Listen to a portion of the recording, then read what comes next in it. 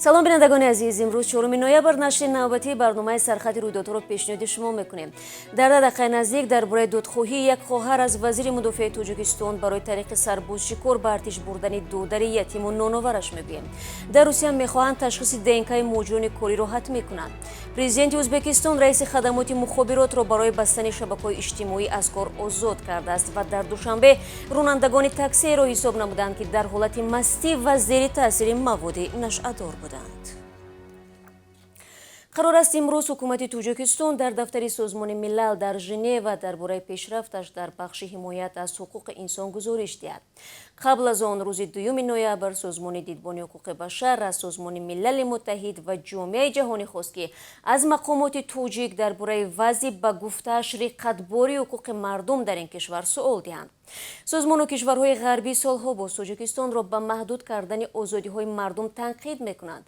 мақомот ҳамвора нақзи густурдаи ҳуқуқи одамонро рад намуда, баъзе тасмимҳоро барои пешгирӣ аз ифротгароӣ муҳим шумурданд. як сокини шаҳри Бухтар ба унвони вазири мудофиаи Тоҷикистон дар бораи тариқи иҳотагирӣ ва ё абла ва ҷалб намудани додараш ба хидмат аризаи шикоятӣ навиштааст.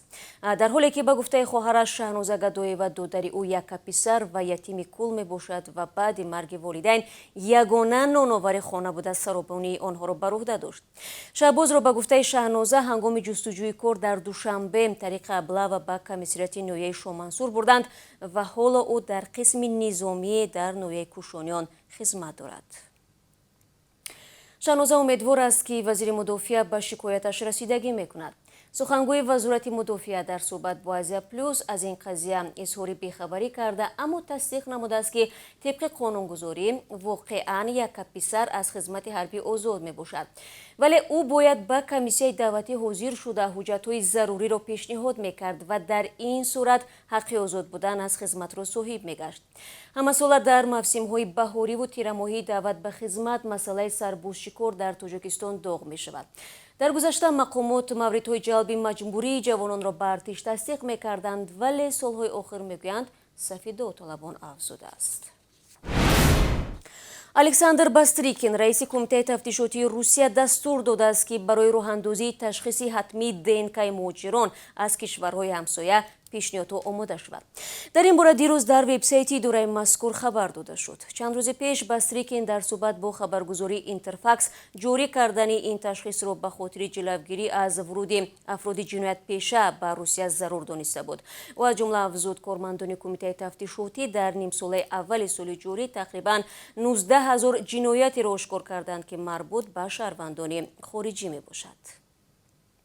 феълан тибқи қонунгузории Русия афроде аз ташхиси ҳатмии ДНК мегузаранд, ки ба ҷиноятҳои вазнин ва махсусан вазнин маҳкум шуданд. дар ҳамин ҳол Вячеслав Поставлин, раиси маркази таҳқиқоти таҳлилӣ ва амалии равандҳои муҳоҷират, ташхиси ҳатмии ДНК-ро як талаботи гаронарзиш ва комилан зиёдатӣ донистааст. гузашта аз ин, Поставлин дар як сатҳ қарор додани муҳоҷирони меҳнатӣ бо ҷинояткорон ва таҷовузкоронро амали нодуруст хондааст. ӯ аз ҷумла афзудааст, инҳо на ҷинояткори хатарнок, балки нафароне мебошанд, ки барои кор омаданд ва маҷбур кардани муҳоҷирон ба супурдани ташхиси ДНК муносибати аҷиб дар нисбати онҳост. амрико ба шаҳрвандонаш тавсия додааст, ки аз сафар ба Тоҷикистон худдорӣ варзанд, зеро маркази мубориза ва ҷилавгирӣ аз бемориҳои Амрико Тоҷикистонро ба рӯйхати давлатҳое ворид намудааст, ки дар онҳо мизони хатари гирифторшавӣ ба коронавирус маълум нест. дар маҷмӯъ дар ин феҳрист 39 кишвар бо шумоли Ӯзбекистон, Қазоқистон ва Туркманистон шомил карда шуданд. аз амрикоиҳо хоста шудааст дар сурати ногузир будани сафарашон ба ин кишварҳо пас бояд пурра ваксина бигиранд. мақомоти тоҷик исрор меварзанд, баъд аз хуруҷи такрории коронавирус дар кишвар пас аз 2 моҳи мушоҳида нашудани ҳолати сироятёбӣ фақат 15 октябри имсол 2 нафарро бо ин беморӣ сабт карданд. мақомот инро яке аз натиҷаҳои муҳими эмкунӣ медонанд, аммо баъзе аз мутахассисон ва сокинон мегӯянд, мумкин аст шиддати беморӣ андаке поин омада бошад, вале пурра аз байн нарафтааст. мақомоти Ӯзбекистон дастрасӣ ба бисёре аз шабакаҳои иҷтимоиву паёмрасонҳои онҳоро маҳдуд карданд, чун ба гуфтаи мақомот қонун дар бораи маълумоти хусусиро риоят накарданд. бисёре аз корбарони шабакаҳои иҷтимоӣ аз ҷумла фейсбук, инстаграм, одноклассники, телеграм ва ютуб рӯзи 3 ноябр аз мушкили дастрасӣ ба ин шабакаҳо шикоят доштанд. айни замон шерзод асадов, сухангӯи президенти ӯзбекистон, рӯзи 3 ноябр ба расонаҳои дохилӣ гуфтааст ки дастрасӣ ба ин шабакаҳо барқарор карда мешавад ва мудири хадамоти мухобирот барои чунин кори беиҷоза аз мақомаш барканор шудааст. дар ӯзбекистон қонун дар бораи маълумоти хусусӣ моҳи апрел қабул шуд ва бар асоси он шабакаҳои иҷтимоӣ бояд маълумоти хусусии корбаронашонро дар дохили ӯзбекистон нигоҳ доранд.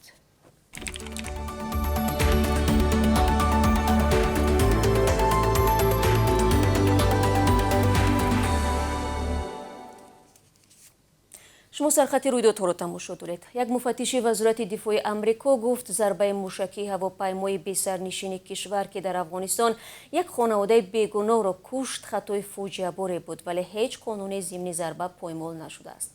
дар ҳамлаи мазкур дар рӯзи 29 август зиморой аҳмадӣ, корманди собиқадори як муассисаи имдодии амрико ва 9 узви оила, аз ҷумла 7 кӯдак кушта шуданд.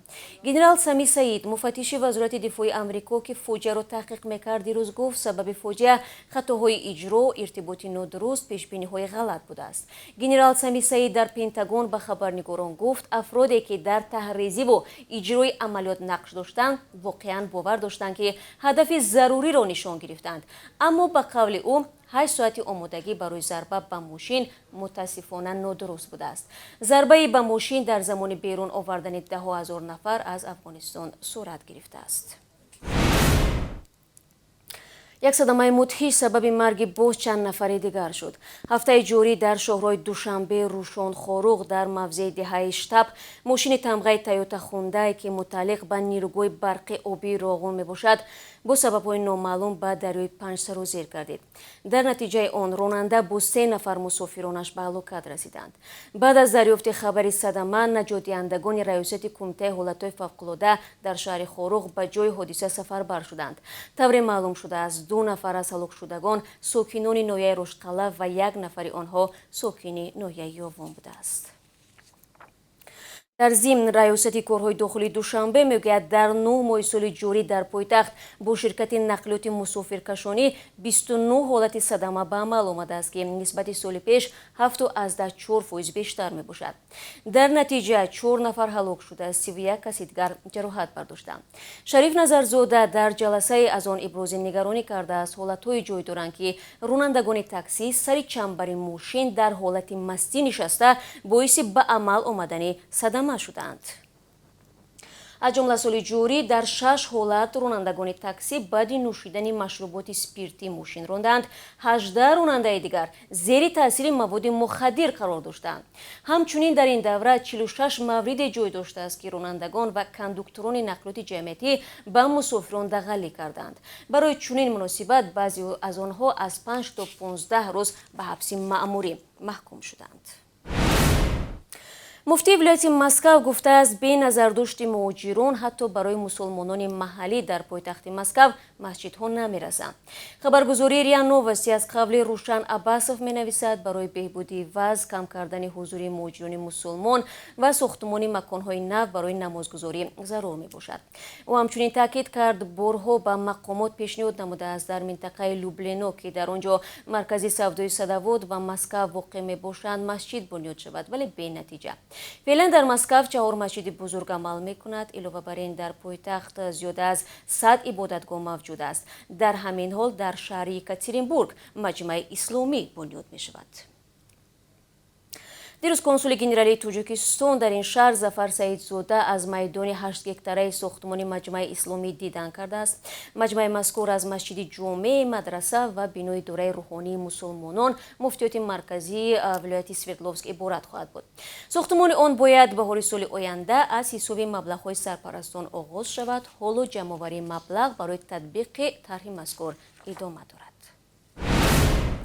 дар русия мемонем. дар вилояти ростов додгоҳ раиси иҷроияи хадамоти муҳоҷиратро ба 14 соли зиндон маҳкум кард. ин мақомдор ба он гуна гордониста шуд ки дар ҳамдастӣ бо шариконаш барои муҳоҷирон ҳуҷҷатҳои тақаллубӣ омода мекардааст. ба гуфтаи додситонӣ маҳкумшуда аз шаҳрвандони хориҷӣ бар ивази ин хидматаш пул мегирифт. бино ба маълумоти тафтишот, Алексей Виноградов сафари 40 муҳоҷири ғайриқонуниро ба Русия ташкил карда бо гирифтани пора ба онҳо ҳуҷҷатҳои қалбакиро барои буду боши муваққатӣ фароҳам меовард. додгоҳ собиқ мақомдори русро ба сӯистифода аз мансаб муҷрим шинохта, ҳамчунин ба пардохти 18 миллион рубл ҷарима муваззаф кардааст. дӯстони гиромӣ, акнун бароятон дар бораи қурби расмии асъори хориҷӣ дар Тоҷикистон маълумот медиҳам. имрӯз 4 ноябр бонки миллӣ $1 11 сомониву 27 дирам ва 1 евроро 13 сомониву 6 дирам нарх доштааст. 1000 рубли русӣ 156 сомониву 30 дирам муқаррар гардааст. бинандагони азиз, хабарҳои аз ин бештару 3 соат пас дар барномаи ахбори озодӣ пешниҳоди шумо хоҳам кард. рӯзи хуб дошта бошед азизон ва бо умеди дидори навбатӣ дар давоми рӯз.